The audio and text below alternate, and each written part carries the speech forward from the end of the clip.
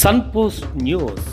Please subscribe for more and more political and all news updates. నమస్కారం. ఈ ఛానల్కి subscribe చేయండి, మీ ఫ్రెండ్స్కి ఫార్వర్డ్ చేయండి, లైక్ చేయండి.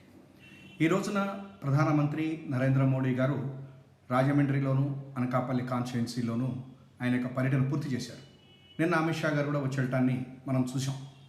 అయితే మొదటి నుంచి కూడా నరేంద్ర మోడీ గారు అమిత్ షా గారి మీదన ఈ రాష్ట్ర ప్రజలు పెద్దగా వ్యతిరేకతగా లేరు వాళ్ళ మీద పర్సనల్గా. ఎందుకు అని చెప్పనంటే కేంద్ర ప్రభుత్వం ఇక్కడ ఉన్నటువంటి రాష్ట్ర ప్రభుత్వంగా ఉన్న జగన్మోహన్ రెడ్డి గారికి ఎటువంటి ఇబ్బందులు కలుగు చేయకుండా ఆయన చేస్తున్నటువంటి సంక్షేమ అభివృద్ధికి అడ్డుపడకుండా పొలిటికల్గా ఎటువంటి ఇష్టమైనటువంటి వాళ్ళకి అయిష్టమైనటువంటివి తెలియపరచకుండా ముందుకు వెళ్ళారు. అయితే 2014 నుంచి 19 వరకు ఇవాళ ఏదైతే కూటమి ఉందో పవన్ కళ్యాణ్ గారు, చంద్రబాబు నాయుడు గారు, నరేంద్ర మోడీ గారు, అదే కూటమి మళ్ళీ ఇవాళ 2024 ఎన్నికలకి వచ్చింది. అయితే ఇవాళ రోజున నిన్న అమిత్ షా గారు మాట్లాడింది కానీ ఇవాళ నరేంద్ర మోడీ గారు మాట్లాడినటువంటి వాటిలో ఒక 3 అంశాలని మనం చూడాలి. మొదటిది వాళ్ళు మాట్లాడినటువంటిది రైతుల గురించి మాట్లాడారు. రెండోది అవినీతి గురించి మాట్లాడారు. మూడోది శ్రీరామ మందిరం, అయోధ్య రామ మందిరం గురించి మాట్లాడారు. మనకి సమయం తక్కువ కాబట్టి ఈ మూడిటల్లో మొదటిది రైతుల గురించి మాట్లాడటం. చాలా ఆశ్చర్యకరమైనటువంటి విషయం ఏంటంటే 2014 ఎన్నికల సమయంలో చంద్రబాబు నాయుడు గారు 87,612 కోట్ల రూపాయల రుణమాఫీ చేస్తాను అంటే ఆ యొక్క మేనిఫెస్టో మీద 3 బొమ్మలు, మోడీ గారు, చంద్రబాబు గారు, పవన్ కళ్యాణ్ గారు 3 బొమ్మలు పెట్టుకుని ఈ రాష్ట్ర ప్రజలకి దగ్గరికి వెళ్ళటం జరిగింది. అయితే వారు 1 రూపాయి కూడా రైతు రుణమాఫీ యాజ్ ఇట్ ఈస్గా చేయకుండా 11,000 కోట్ల రూపాయలు చేసి మమా అని అనిపించేశారు. అయితే ఆ రోజున మనం మోడీ గారు కానీ పవన్ కళ్యాణ్ గారు కానీ ప్రశ్నించాలి. 2014 ఎన్నికల సమయంలో బాబు మోడీ జోడీ, ఇక్కడ బాబు గారు అక్కడ మోడీ గారు వస్తే ఆంధ్రప్రదేశ్కి ప్రత్యేక తరగతి హోదా వస్తుందని, పోలవరం వస్తుందని చెప్పనని, విభజన చట్టంలో ఉన్నటువంటి అనేక అంశాలు పూర్తవుతాయని చెప్పారు. అయితే ఇవేవి కూడా నెరవేరలేదు. ఇంకొక విషయం, పోలవరాన్ని తీసుకుని వచ్చి అది సెంట్రల్ గవర్నమెంట్ కట్టవలసినటువంటిది, విభజన చట్టంలో ఉన్నటువంటిది నేషనల్ ప్రాజెక్టుని తీసుకుని వచ్చి చంద్రబాబు గారికి ఇచ్చేశారు. ఎందుకు ఇచ్చారు అనేటువంటిది వారు చెప్పరు, ఎందుకు ఈయన తీసుకున్నది ఈయన చెప్పలేదు ఈ రోజు వరకు. నెంబర్ 1. నెంబర్ 2, అమరావతి అనేటువంటిది ఒక రాజధాని కట్టాలి, నిర్మించాలి, ఢిల్లీని తలదన్నే రాజధాని అని చెప్పని ఈయనంటే జపాను, కొరియా, సింగపూరు అన్ని దేశాల యొక్క రాజధానులని చంద్రబాబు గారు గ్రాఫిక్స్లో చూపించారు. అయితే 2018కి 2016కే పవన్ కళ్యాణ్ గారు బయటికి వెళ్ళిపోయారు. 2018 కల్లా మన బీజేపీ వాళ్ళు కూడా వారు బయటికి వెళ్ళారు, వీరు వెళ్ళిపోయారు, మొత్తం మీద ఇద్దరు విడిపోయారు. అయితే ఇవాళ రోజున చంద్రబాబు నాయుడు గారి సమయంలో డబుల్ ఇంజన్ సర్కార్ అభివృద్ధి గురించి, చంద్రబాబు అభివృద్ధి గురించి మాట్లాడినప్పుడు మాత్రమే ప్రజలకి నిజంగా చెప్పాలంటే మోడీ గారితోటి గౌరవంగా నవ్వుకున్నారు. ఎందుకనంటే పాపం ఆయన అంత తల్లిని, ఆయన భార్యని అసెంబ్లీలో తిట్టినప్పుడు అంత బాధ కూడా భరిస్తూనే లోపల ఆయన కూడా వచ్చి బాబు గారి యొక్క ప్రభుత్వాన్ని గురించి మాట్లాడటం చాలా ఆశ్చర్యం వేసింది.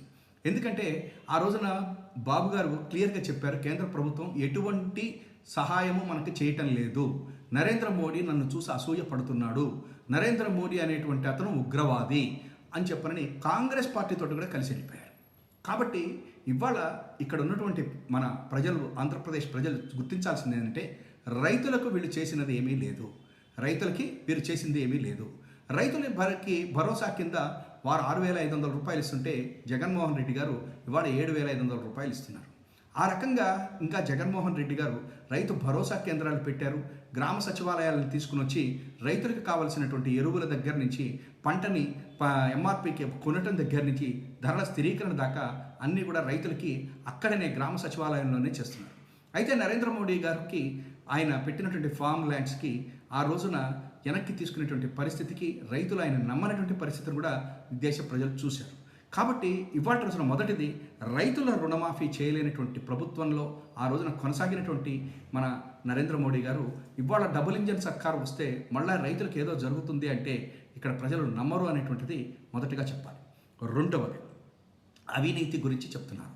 డెవలప్మెంట్, అవినీతి, కరప్షన్. నేను ఎక్కువగా మనం మాట్లాడుకోవాల్సినటువంటి అవసరం ఏమీ లేదు. ఎందుకంటే కూడా ఇవన్నీ కూడా తెరిచిన పుస్తకం. ఆ రోజున వచ్చేటప్పుడు ఇంకేముంది అవినీతి లేనటువంటి పరిపాలన అందిస్తామని చెప్పని వీళ్ళిద్దరూ చెప్పి అవినీతి మయము చంద్రబాబు గారి యొక్క పరిపాలన అని చెప్పనని ఇటు పక్కన పవన్ కళ్యాణ్ గారు అటు పక్కన నరేంద్ర మోడీ గారు కూడా చెప్పారు. పోలవరం గురించి మన భారతదేశ ప్రధానమంత్రి మాట్లాడితే కొంచెం బాధ కూడా కలుగుతుంది ఆంధ్రప్రదేశ్ ప్రజలకి. ఎందుకని చెప్పనంటే పోలవరం మీరు గనక కట్టినట్టుంటే సెంట్రల్ గవర్నమెంట్ తొందరగా పూర్తయ్యేదేమో. కానీ చంద్రబాబు గారు కమిషన్ల కోసమో కాంట్రాక్టర్ల కోసమో ఆయనకి ఇచ్చేసేసి ప్రత్యేక తరగతి హోదాతోటి ఆయన మీరు కలిపి లాలూచీ పడి ప్రత్యేక తరగతి హోదా ఇవ్వకుండా ప్రత్యేక ప్యాకేజ్ అని చెప్పని ఈ రాష్ట్ర ప్రజల్ని మోసం చేసిన తర్వాత మీ మీద ఉన్నటువంటి ఒక పర్సనల్గా వ్యక్తిగతమైనటువంటి గౌరవంతో మిమ్మల్ని రాష్ట్ర ప్రజలు మాట్లాడలేదు, కానీ ఓటైతే మాత్రం మీకు వేయరు, మీ కూటమికి అస్సలు వేయరు.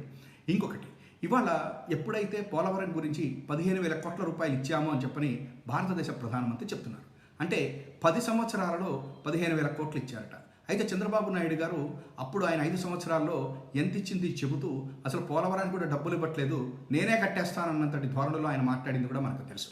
కాబట్టి మొత్తం 10 సంవత్సరాలకి కలిపి 15,000 కోట్ల రూపాయలు ఇచ్చినటువంటి మోడీ గారు మరి మొత్తం దానికి అయ్యేది 55,000 కోట్లు అని చెప్తుంటే మరి మిగతా 40,000 కోట్లు ఇవ్వడానికి ఎన్ని సంవత్సరాలు పడుతుందో, ఎన్ని పదులు అవుతుందో ఒక్కసారి మనం అందరం కూడా ఆలోచిస్తే వీరికి పోలవరం మీద ఉన్నటువంటి కాన్సన్ట్రేషన్, ఇంటిగ్రిటీ ఏంటనేది